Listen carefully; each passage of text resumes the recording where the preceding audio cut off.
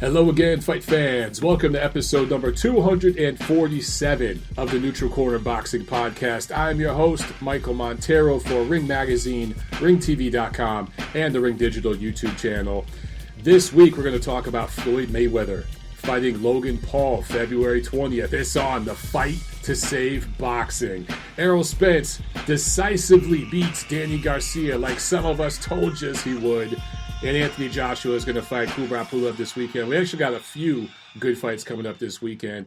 This is TNC 247 for the week of December 12th. Also on the show, we're going to be joined by Keon Papillion and his father, Jason Papillion. Those of you who have been watching boxing for a while, if you go back to the 90s, you remember Jason Papillion. He fought Paul Vaden, Bronco McCart, Winky Wright, challenged for a few 154-pound titles. His son, Keon, just went professional earlier this year. He has one pro fight under his belt now, and he's going up this weekend. He's fighting, I think, Saturday in Alabama, his second pro fight. So we're going to have them on because I think it'll be interesting to talk about the father-son dynamic. Jason is managing his son's career, and that just seems to be the thing now, man. Father-son teams. There was one point in boxing where that was really looked down upon. It just was not seen as a smart thing to do, right? You rarely saw it. And now I would say it's the norm. It really is the norm in this era. But let's jump right into news and notes, man. Floyd Mayweather versus Logan Paul, February 20th. So this was just announced, and it was announced on the heels of Errol Spence's win over Danny Garcia, which I think was strategic. That did trend on social media Saturday night into Sunday, so it made a lot of sense for Floyd to drop that bomb right there. Floyd and Logan. I think Logan Paul, well, both Paul brothers know how to play that game as well. So look, a lot of people are pissed off about this. I get it. I don't hate this fight. I don't love it either. I'm probably not going to watch this. Technically, it's supposed to be an exhibition. I don't know what weight it's going to be at. Don't be surprised if the WBC jumps in with their new Bridgerweight division and somehow makes a title for this thing. I'm telling you, it could happen. You know they're going to get involved in some way and make some. What was the name of the title belt they did for Floyd versus Conor? I think it was the Money Belt, something like that. Something crazy, ridiculous, man. So look. What does this mean that we're getting all of these fights? Well, it means a few different things. Name value goes a long way. Floyd still has name. He's still the biggest name of all the, I'm not going to say current fighters because he's not a current fighter, but of this generation, let's say, right? Post-2000, of the 21st century, he's the biggest name in the world. So he can come back and do something like this. You saw what Mike Tyson just did. Jake Paul just had a big fight that kind of broke through. And, Logan Paul wants some of that action. So I get why they're doing it. It also shows that the biggest and best names in boxing are not fighting each other. And some are more guilty than others. We'll talk about that later on in the show. Because if the best fighters in the world were all fighting each other and fans were getting what they wanted all the time, every time, I don't think these events would be coming around as much. I still think they'd be part of it, though. Boxing has always had these sideshow attractions, and it's not just boxing, man. Baseball, basketball, football, you see this kind of stuff in every single sport. It's not just in boxing. I think that in boxing, though, what you see in this era is these big circus attractions break through more than the real fights most of the time. That's the difference. And it wasn't always necessarily like that. But let's be honest. I mean, Muhammad Ali did stuff like this. Joe Louis did wrestling. I mean, these guys, they crossed over and did all kinds of stuff, going all the way back. So it's not new. What's new, though, is that these events break through, again, as I said, more than the regular fights. And this is going to be streamed on some app. I have no freaking idea. I do also think, though, that with streaming, there is more opportunities for these types of events. And I think that's just the future of all media in general.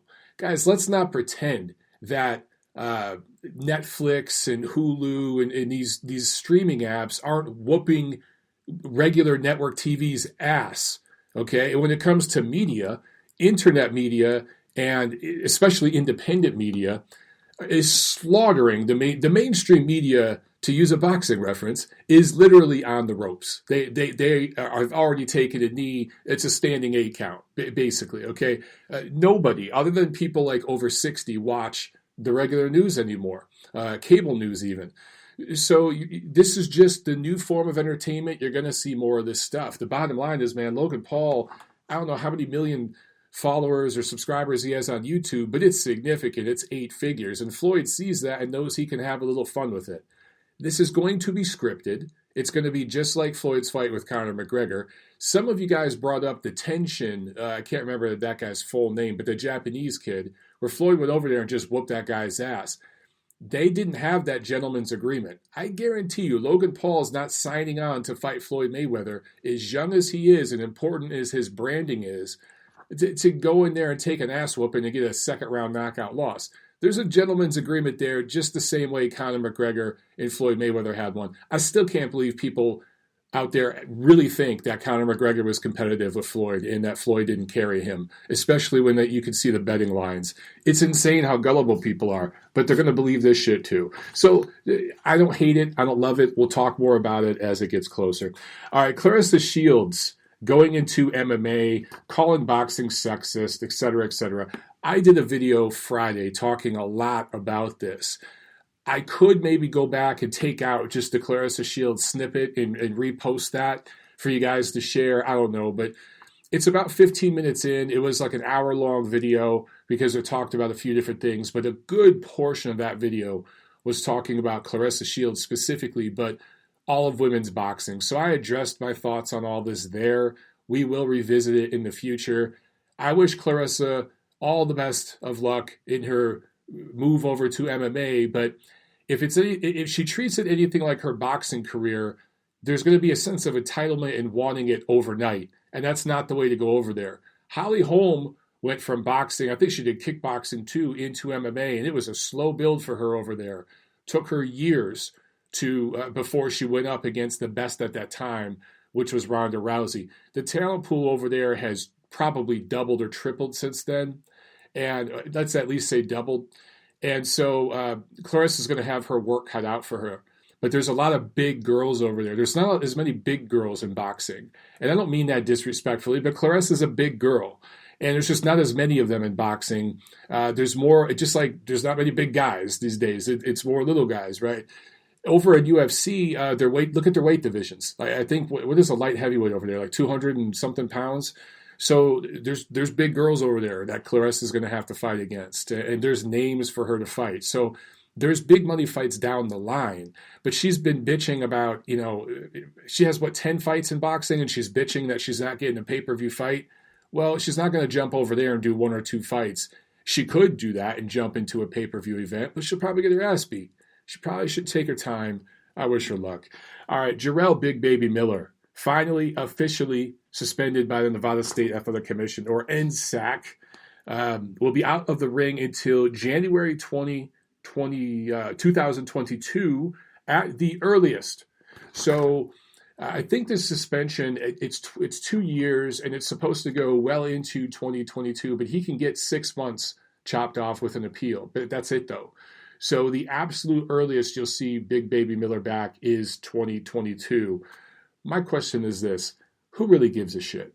Honestly, do you really think that for the next year and a half, he's going to sit and just work out and stay in shape and not do drugs? This dude's done drugs his entire career. I'm just going to say it. He's an absolute cheater. We know this now, okay? When I said it a year or so ago, I got attacked by the Jarrell Big Baby Miller fans, which is typical. It happens with everything all the time. Now they're all in hiding, and it's really just easy to beat up on Big Baby Miller. I just look at this guy as somebody who probably needs counseling. I think he's addicted to performance-enhancing drugs. There's obviously a weight issue there. The PEDs help him stay, quote-unquote, fit and help him feel strong. And look, when people talk about addiction, man, yeah, you could be addicted to hard drugs, heroin and cocaine and stuff like that. You could be addicted to eating food, but you can also be addicted to performance-enhancing drugs. It's still an addiction. So I think this guy has a problem. And I think part of his suspension should be that he has to see a therapist.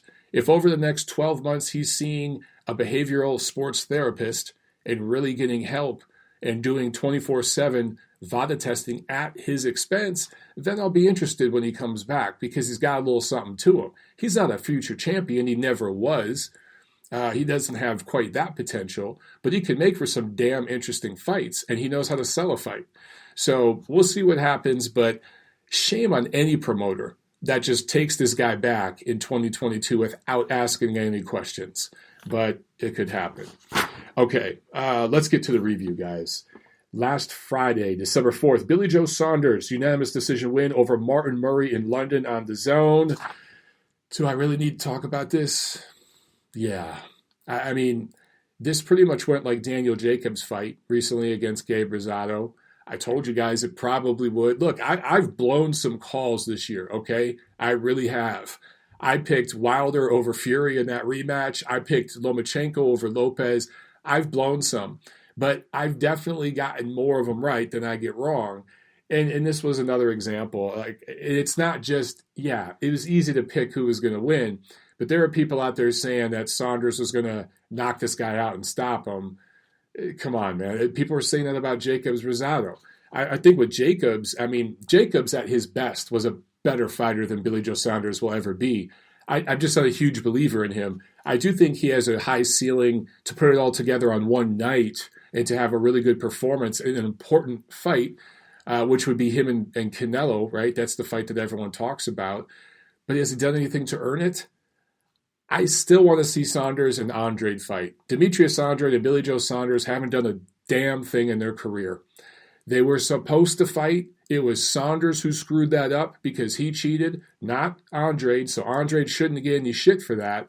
But Andrade hasn't done a damn thing himself. Let these two fight, and the winner can fight Canelo at 168. Sounds good to me. I'm not particularly excited about watching a Saunders-Andrade fight in terms of action, but I do think it would be interesting. It'd be tactical. It would be a chess match, but it would be pretty interesting for a purist such as myself. And I think then the winner would deserve a Canelo fight at that point. But man, right now, I couldn't give a shit. I must be constipated because I couldn't give a shit when it comes to Billy Joe Saunders. All right, Saturday, December 5th, upset special. Although, is it really an upset? Lyndon Arthur split decision win over Anthony Yarde. The scores, 115-114 twice.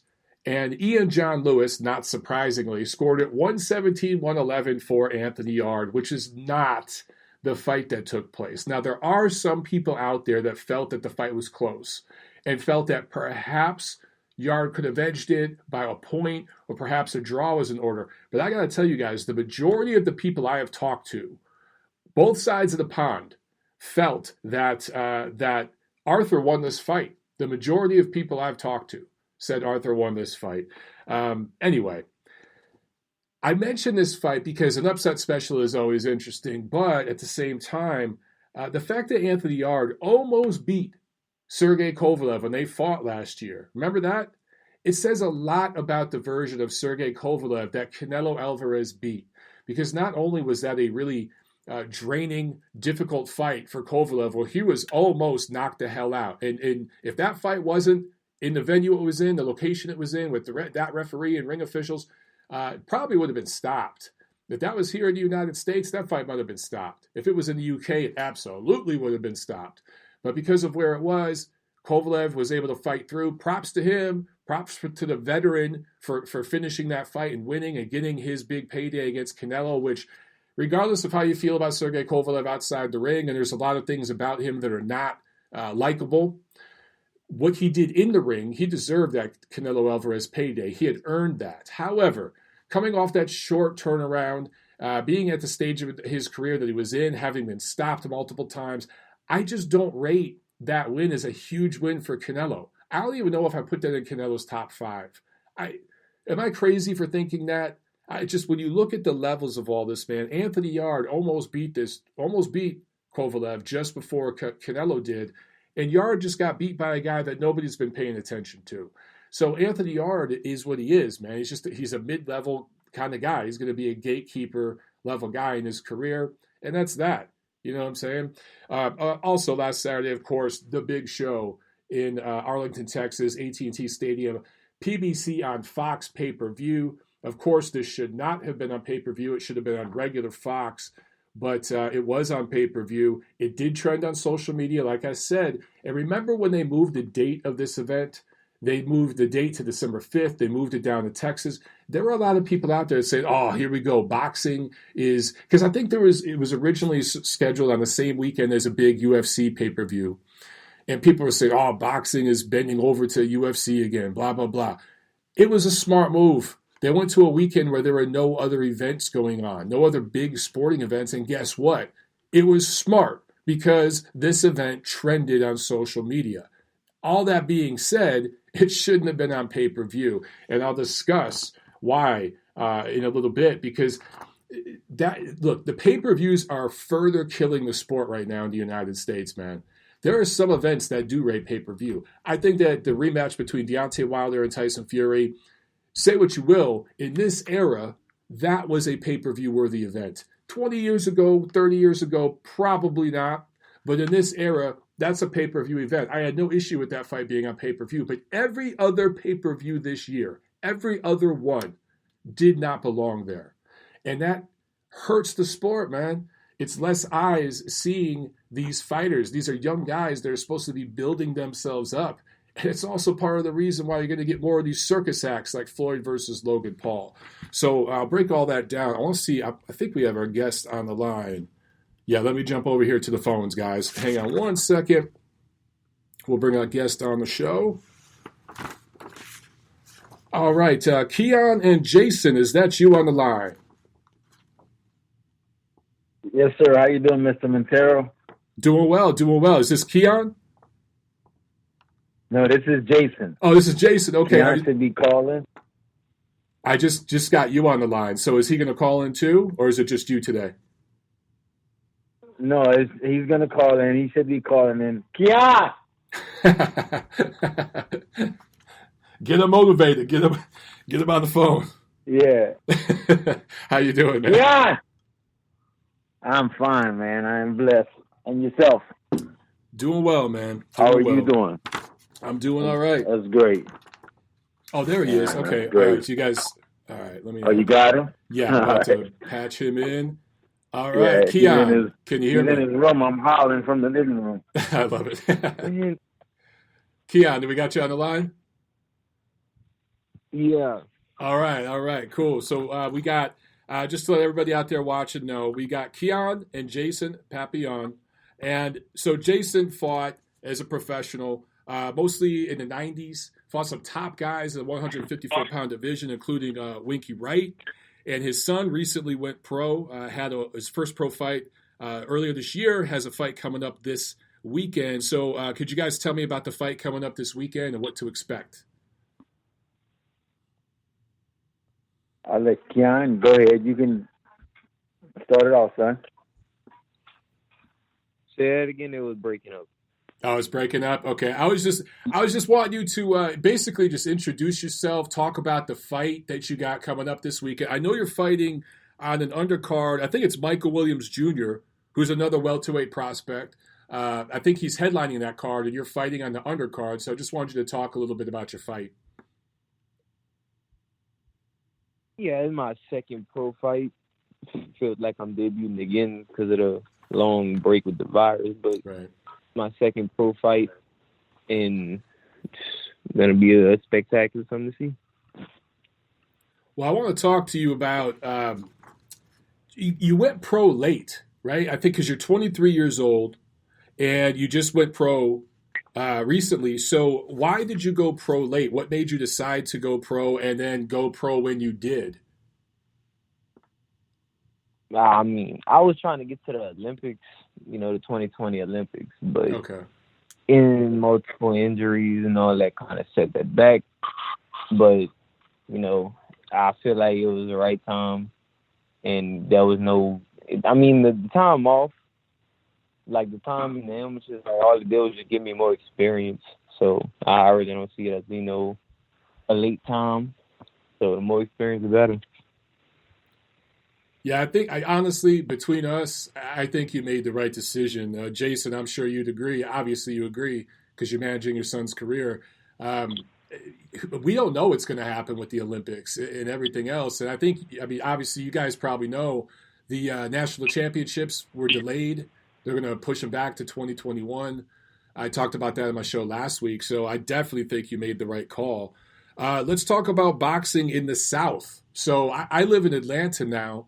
Moved here from Los Angeles 2 years ago, and it's amazing to me. I feel like this market down here is wide open. I feel like there's a lot of talent down here. Obviously, I mean, just look at college basketball, college football. I feel like 90% of the players are from this part of the country. There's so much talent here. How do we get boxing going again in the Southeast? Well, basically, I mean, we do have a lot of talent, unknown talent, that we need to find and bring out. I mean, we have very talented kids. They just being led in the wrong direction. And hopefully, with my son, Keon turned pro and made his professional debut in February, and he's getting ready to fight again. And the majority of the kids, they know of him, and they know of me and our last names. Mm-hmm. And with him in the professional level, it can kind of motivate them, give them an incentive to try to do better and take the right path to making better choices in life. Because it's somebody that they know that's doing something positive. Yeah, you hit on and a couple I think things. That would help a lot. You hit on a couple things that I wanted to talk about because I'm still getting to know the scene down here, right? And I'm getting to know the people in the commission here in Georgia. We had the Gervonta Davis fight last year here with Yuriorkis Gamboa. The plan is to bring more fights here. I know in 2021. I know Top Rank and PBC have looked at this area, but I got to say, a lot of the commission people I talk to, a lot of the promoters, the managers say that there's kind of this mentality of fighters here of being the opponent. And I'm not saying have that mentality, but a lot of trainers and managers around here do. And you see it and you hear this term, the Chitlin circuit, and you see people being brought up here and then they get shipped off to fight one of the PBC prospects or one of the Top Rank prospects on an ESPN Plus card, on a FS1 card, used to build up these prospects from California, New York, wherever. How do you avoid that mindset? And how do you stay focused? What is your business plan, building up your brand here? Well, honestly, I mean, I'm kind of taking it back to the old days, Mm-hmm. how you build up a fighter, not throwing to the wolves early like some of them are doing, just to have them on a big card, get some money, have them on TV, but they're not really looking out for their fighter. I want the best for my son. I want my son to fight for a world title. I want him to become world champion in multiple weight classes. So I'm gonna guide him a little better than I was guided. I'm going to build him up the way he's supposed to be in. And when it's time for the right fights, he'll be ready for them.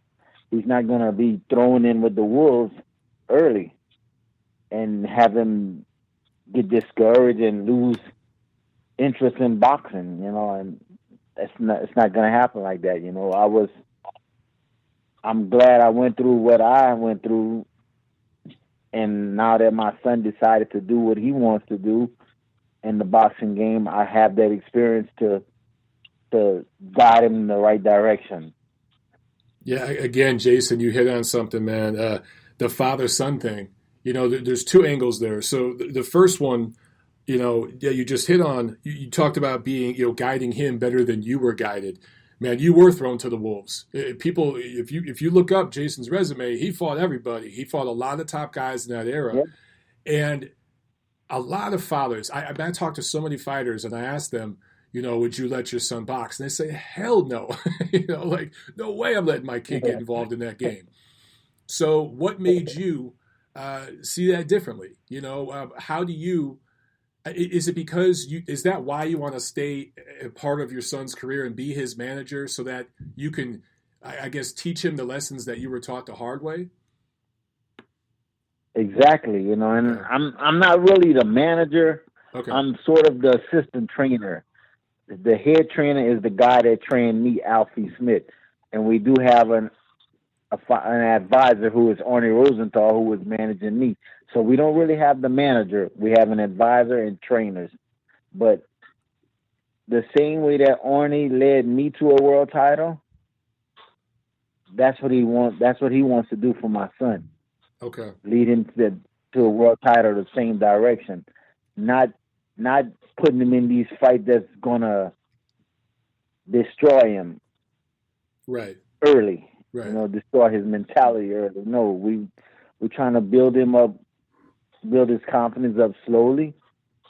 And like I said, when it's time to step up to that level, that plateau, he's gonna be ready. My son is a very talented fighter.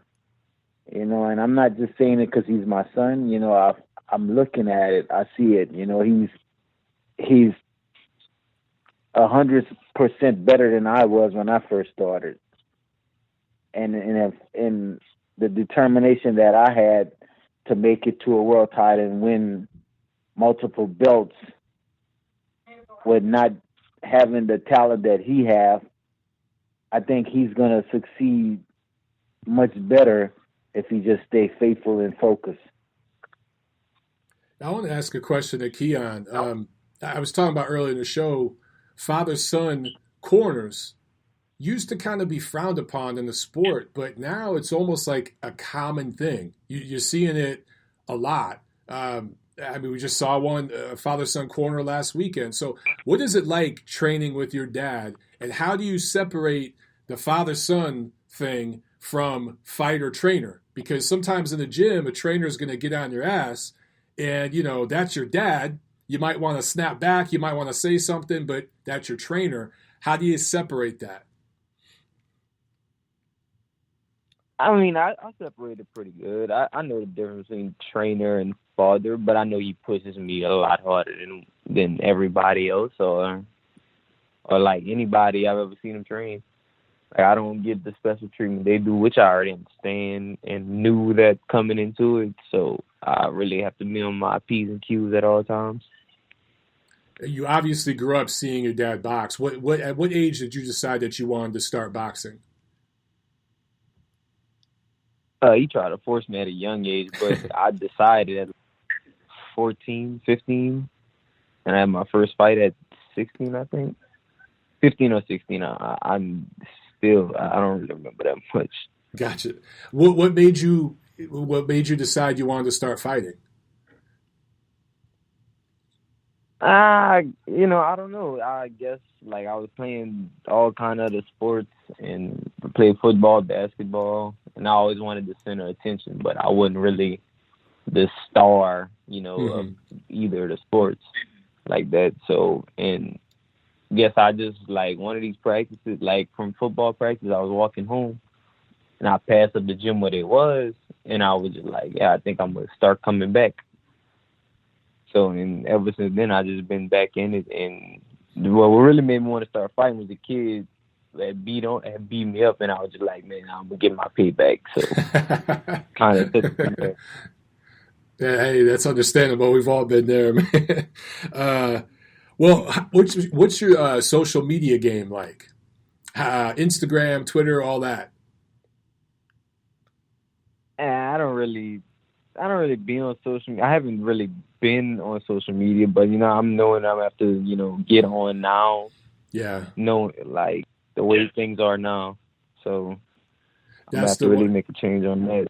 That's the thing I was gonna say, man. You guys got to get on social, whether it's Instagram or whatever one, because you see the results, man. These YouTube guys now are getting big fights. You see guys like Ryan Garcia, Devin Haney have built up their followings on social. I mean, Devin Haney promoted a lot of his own fights.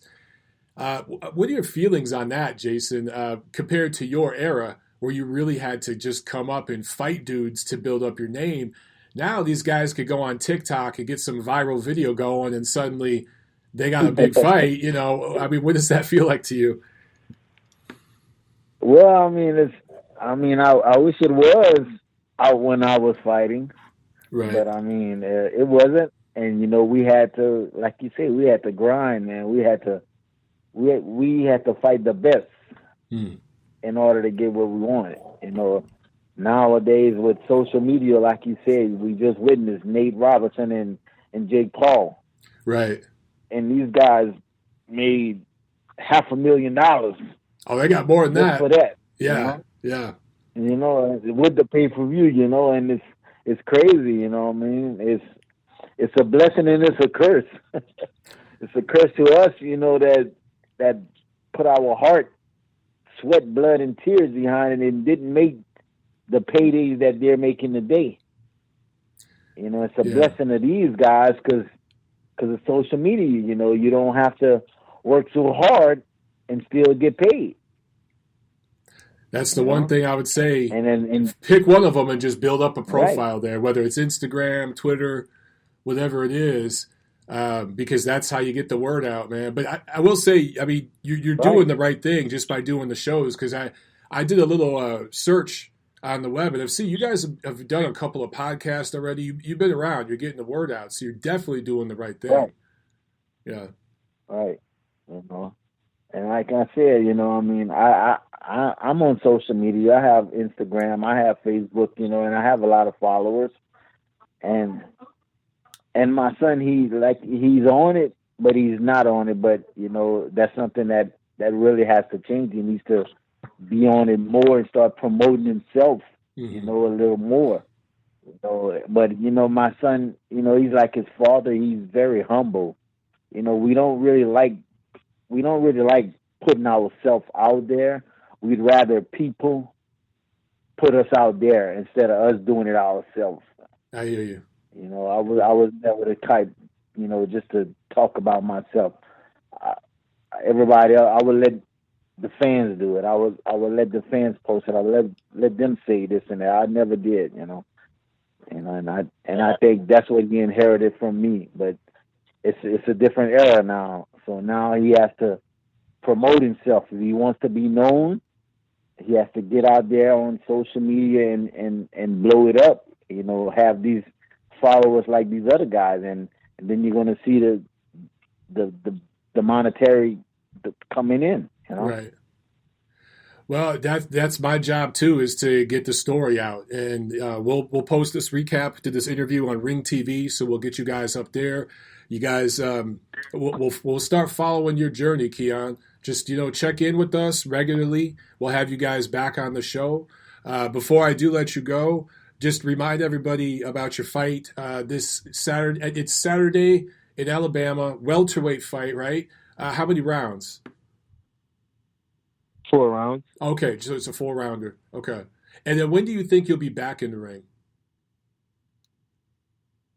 I don't know yet, man. It's really unpredictable at this point, but I'm always ready, so it doesn't matter. I hear you. Well, we're gonna try to keep him as busy as possible. You know, with this pandemic, it's kind of tough. You know, we're gonna play it by ear. You know, we're gonna stay in shape. We're gonna stay in the gym in case that phone call comes. We're gonna be ready. And like I said, I have Arnie Rosenthal, who's our advisor. He's been talking with Top Rank, and you know, then the ear is out. You know, I mean, the word is out on Keon, so we just have to stay ready in case that phone call comes, and we'll be ready. Well, you guys got my number. If there's anything I could do, drop me a line. You know, maybe I can get you guys information to some people, and because I hear you. Look, right now with COVID, I feel bad for every kid that went pro in 2020, or every kid that wanted to fight in the national championships, every kid that wanted to fight in the Olympics. It just blew everything up. And that didn't really affect the big stars like Canelo, but it affects all the kids coming in, you know.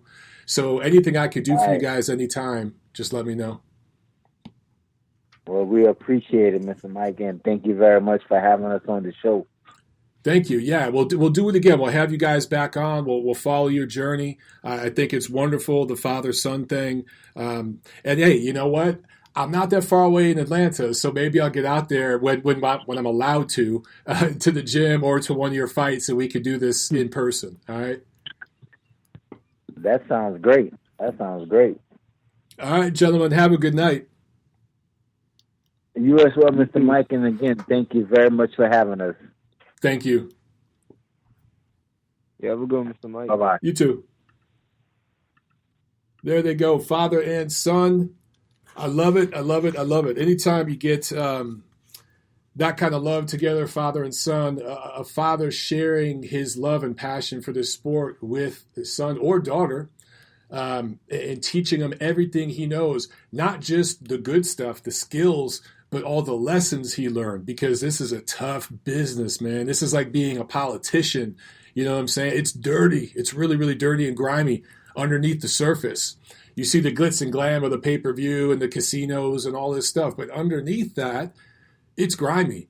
So the fact that, Keon's got his father, Jason, there to tell him all those lessons and guide him along the way, and he's in his corner, that's awesome. That's freaking awesome. So, yeah, man, I want to keep in touch with those guys and see how things go going forward.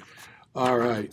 So good luck to Keon this Saturday in Alabama. All right, let's jump back to the fight review. I think I was on the PBC on Fox card, and I talked a little bit about the fact that I didn't like that this was pay-per-view.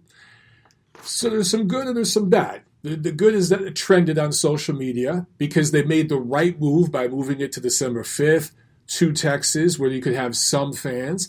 I saw a bunch of you guys that follow me on social, flying from all over the country down to Texas to attend this fight live. So it definitely broke through in that regard. But at the same time, this thing probably is going to do 250,000 pay-per-view buys. And it'll be exaggerated. They'll say 350. They might even try to tell you 400,000. Trending. I've noticed now the code word is this pay-per-view is trending toward, and they give a figure. That's a way of skating around the truth.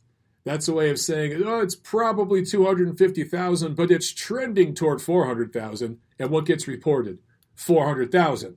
So I find it funny that in this era, we bicker over whether a fight is selling 250 or 350,000 pay-per-views. 10 years ago, we would have laughed at that shit.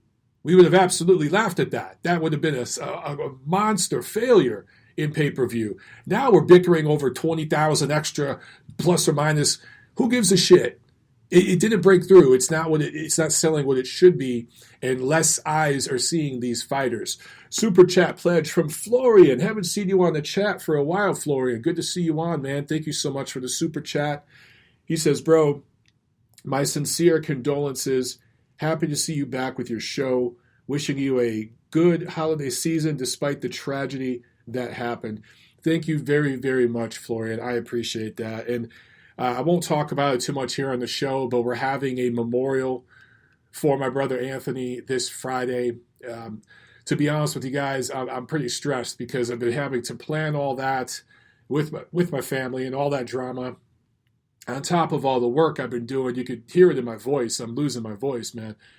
It's just been a lot, and we're having that this Friday. So as difficult as that's going to be, it's going to be nice to get my family together. We can't get everyone to travel from Detroit and from different parts of the country because of COVID, but we're going to get, some of them are going to be able to travel. We'll have a memorial for my brother, and I'm looking forward to it, but at the same time, I know it's going to be really, really, really difficult. So anyway, okay, back to boxing. I know, I can hear you guys yelling, back to boxing, Mike. Okay, let's talk about real quickly the undercard. Boy, this undercard was weak. Josecito Lopez TKO 10 win over Francisco Santana, who has now lost 5 of his last 6. That fight should have been stopped way sooner than it was. That was just a beatdown the last couple rounds. I don't know what Santana's corner was thinking, but finally it got stopped in the final round. And Sebastian Fondora, 6'5", junior middleweight, southpaw. just put an ass whooping on his opponent. Vito Milanecki, with a good 6-round win, dropped his opponent a couple times. I mean, what is he, 18, 19? So both of those guys continue to develop their career. Actually, Vito got in some more rounds. He needs those rounds, as young as he is. And now let's talk about the main event. Errol Spence, unanimous decision win over Danny Garcia. I talked to you guys about this last week. Danny Garcia, really good 140-pounder, but that was 7 years ago, guys.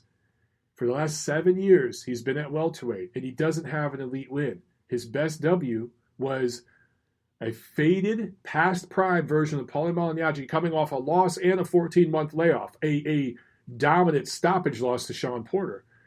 That is Danny Garcia's best win at welterweight. So I mentioned that on Twitter, and a few of you guys said, well, what, you're just not going to rate his 2 close fights with Keith Thurman and Shawn Porter?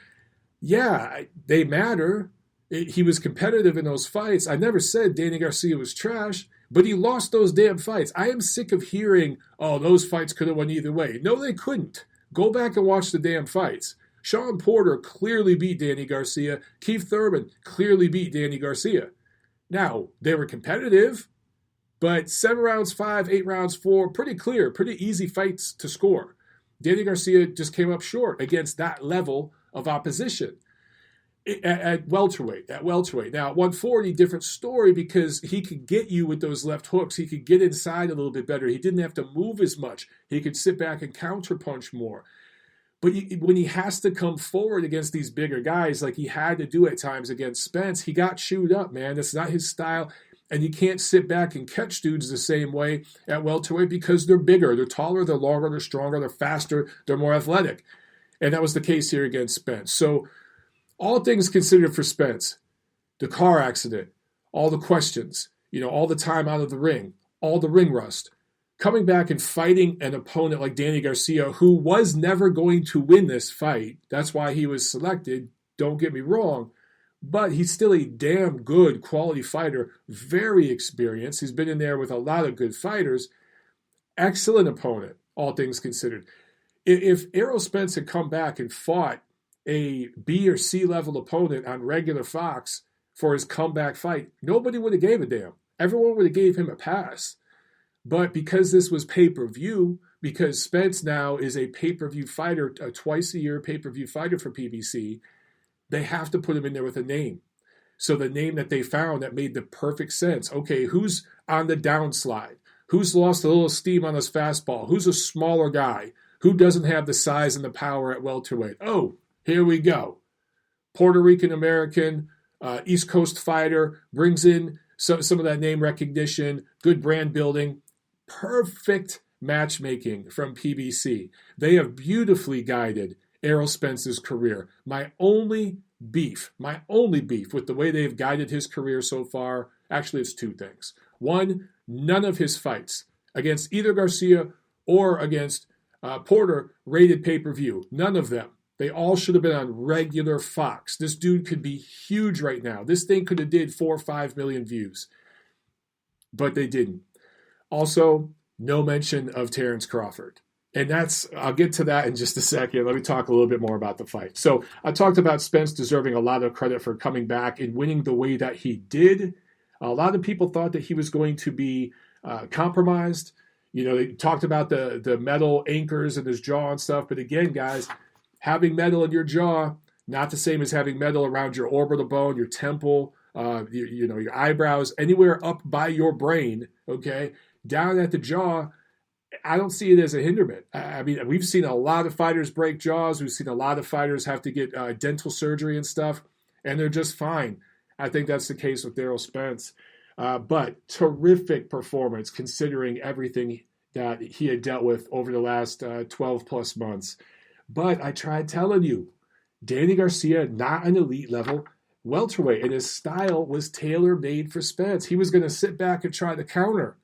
If you're a taller, longer, more explosive, faster, more athletic guy, and you got a dude that's just standing there waiting for you to punch at him, you just use your length and punch at him and push him back. When he tries to chop back at you with his shorter arms, if you are the faster feet fighter, you could get out of range. And that's what Spence was able to do. This was just tailor-made for him. Okay.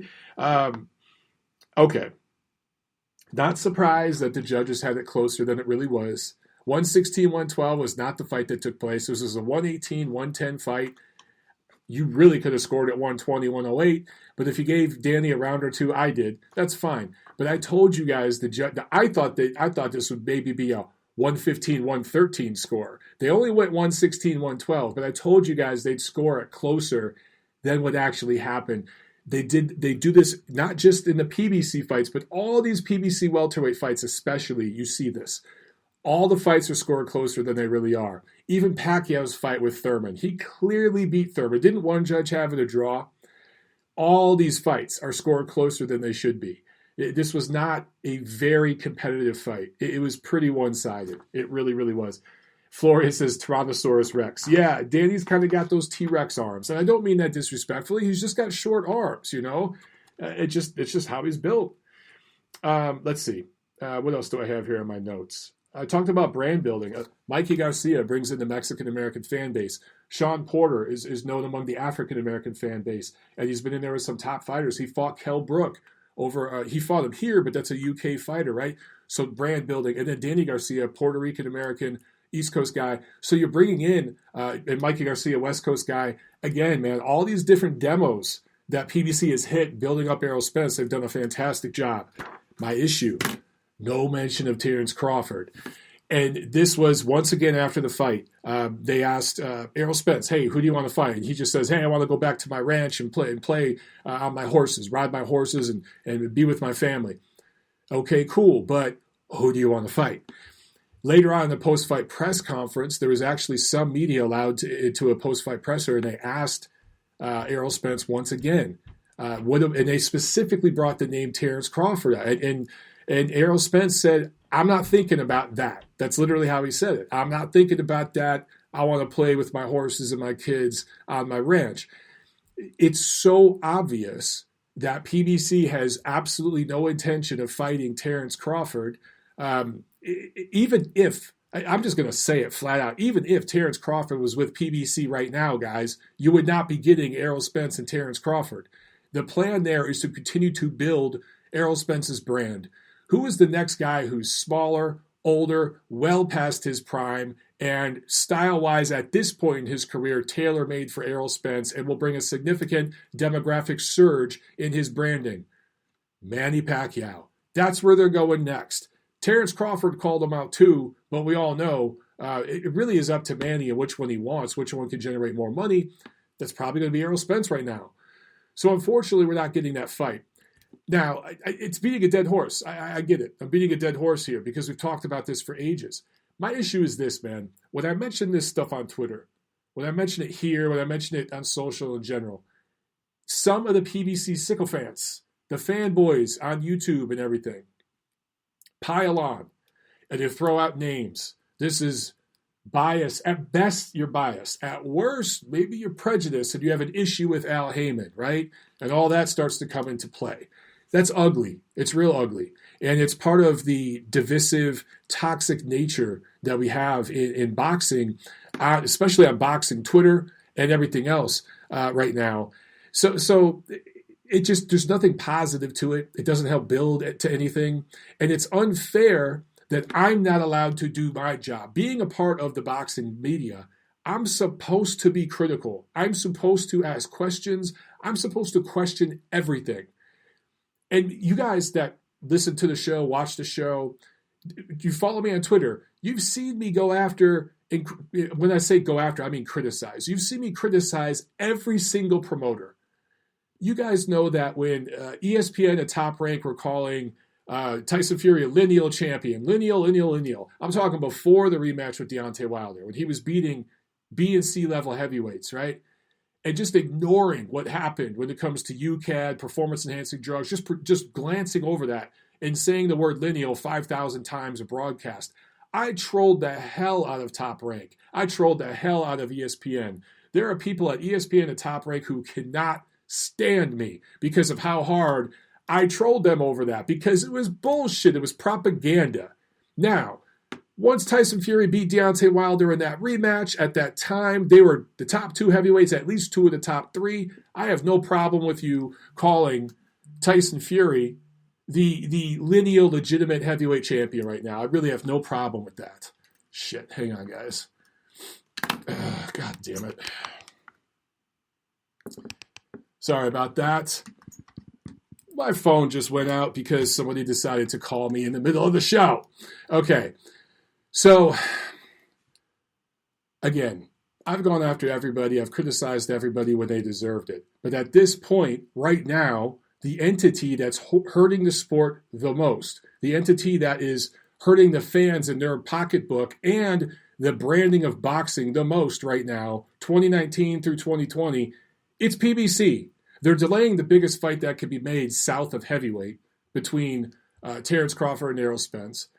I blame Errol Spence a little bit, but I blame his management more. And Top Rank isn't completely innocent in this. They have some of the guilt, but I put more of the guilt on the other side. But also, man, how many pay-per-views have you guys gotten? Last year, Wilder versus Ortiz. Both Errol Spence fights were pay-per-view. This Errol Spence fight. Pacquiao versus Thurman. What am I forgetting? The Charlo doubleheader. Tank versus Leo Santa Cruz. Again, the Wilder-Fury rematch, that was pay-per-view worthy. But all those other pay-per-views, man, $80 a pop, $70, $80 a pop. And then, of course, Terrence Crawford, Amir Khan. That was complete dog shit. That did not belong on pay-per-view. That is killing the sport of boxing. It really, truly is in the United States. We need less of that.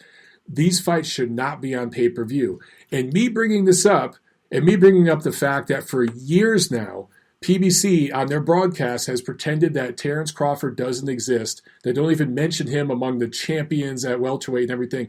I don't give a shit if they showed him for 3 seconds on the broadcast this Saturday. They had to. Terrence Crawford went to the fight and was in attendance. So they had to show him. And Brian Kenny briefly mentioned his name. No one else did.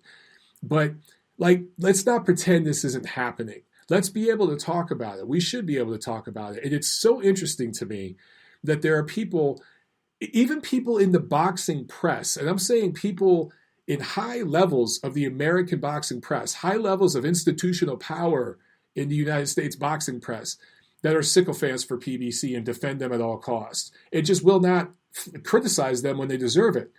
I saw people tweeting stuff like, I'm trying to paraphrase here, but basically, looking at, what if imagine the NBA showing a WNBA champion on one of their graphics. That's what it would be like for PBC to mention Terrence Crawford. No, it's not. Those are 2 different sports. Or people were saying, imagine if WWE showed a WCW champion on their graphic. Completely different. That's apples and oranges, man. If you're a welterweight and you have a world title, you should be mentioned in a discussion on any broadcast. And the other broadcasts, the other promoters, at least give them that much. They do it. All promoters engage in propaganda. That's part of being a promoter. They're propaganda artists. That's just what they are. But some just do it more than others. And we should be allowed to talk about it and criticize when appropriate. And not be silenced and censored and put on blacklists by certain people because they can't stand that criticism. And that happens too much in the sport right now, man. All right, let's get to the preview, guys, real quick here, and then we'll wrap up the show. Wednesday, December 9th, there's a card from Mexico on UFC Fight Pass. Saturday, December 12th, we have 3 cards. Let's talk about them real quick. From Connecticut on Showtime, PBC on Showtime, Christ Colbert, 14-0 Brooklyn prospect who could have went to the 2016 Olympic Games and said, you know what, too much bullshit going on here, too much nastiness, too much politics. I'm just going to go pro. I think it was the right decision. He's headlining a card going up against a Panamanian fighter who just beat Jason Velez. This is for an interim 154-pound title that Colbert has, fighting Jaime Arboleda. Also on this card, Ronald Ellis making a step up and fighting Matvey Korobov. Although Korobov is coming off a loss and kind of long in the tooth, very experienced, good step-up fight for Ronald Ellis. And then another 140-pound prospect, also out of New York, Richardson Hitchens, 2016 Olympian, represented Haiti, signed with Floyd Mayweather in 2017. He's fighting on that card as well. So 3 good prospects to take a look at on Showtime Saturday night. On ESPN from the bubble, MGM Grand Las Vegas, Shakur Stevenson going up against Toka Clary, junior lightweights. Stevenson will win that fight big, obviously. This is an interesting fight. Felix Verdejo going up against Masayoshi Nakatani. You might remember that name. Nakatani is the guy that took Teofimo Lopez the distance last July. Crazy to think that was only a year and a half ago. It feels like it was years ago, right? Because people were saying, oh man, Teo got exposed. He ain't nothing, right? And I'm thinking, you people are nuts. You people are crazy. Just because he didn't knock a guy out and drill him, those are 12 great rounds. And let me tell you something. I said it then. Go back and check the record. I'll say it again. Those 12 rounds with Nakatani, a big part of how and why he beat Vasily Lomachenko later on. Prospects, young contenders need rounds. So anyway, he's going up against Felix Verdejo, who I think will handle Nakatani better. A little taller, a little rangier. I think he'll handle that height better. And Nakatani hasn't fought since he fought Teofimo Lopez a year and a half ago. Also on this card, Edgar Berlanga, 15-0, all first-round knockouts, going up against another guy who's never been stopped but has a dog shit resume. And then from London on DAZN, a matchroom card, Lawrence Okole and Hughie Fury are on the undercard in fights that they are supposed to win and will. Anthony Joshua going up against Kubrat Pulev for Joshua's WBA, WBO, and IBF heavyweight titles. Hopefully, if you're an AJ fan, he comes in under 240 pounds. I think he was 237 for the Andy Ruiz rematch. That was a year ago.